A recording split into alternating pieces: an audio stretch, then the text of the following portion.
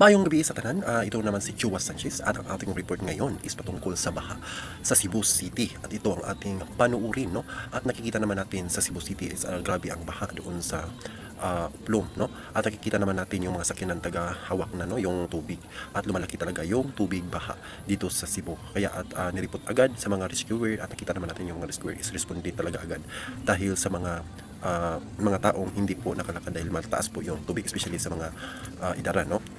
At ito ang ating tutukan at nandito ang full video at panoorin natin ang full video. Muli si Chua Sanchez at ito ang Lexer Hiking TV at huwag kalimutan mag-click all bell at lagi po tayong updated sa ating mga panibagong video. Magandang gabi bayan.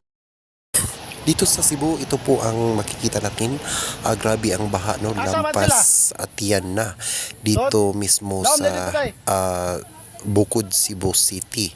At nakikita naman natin dito yung mga rescuer at iba pang mga residente dito ay nagkasindak-sindak at nagkumagawa sila ng mga paraan upang makaahon or makalikaw sa ibang lugar, no? At sa ibang lungsod. At dito naman natin makikita yung tubig ay umakyat na, no, sa pader. At dito naman rescue agad yung taga Cebu City rescuer dito mismo sa kanilang barangay at tulong-tulong ang mga residente dito upang makalikas at matulungan ang iba pang mga residente dito mismo sa Cebu, sa lungsod, no, sa Dakbayan sa Cebu City.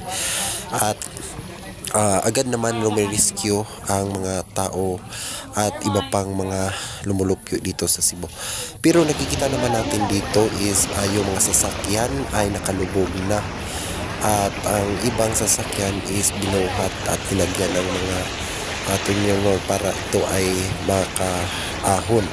At meron po silang ginagawa dito ng isang PC para ito ay gabayan at sa mga rescuer, no, at sa iba pang mga residente para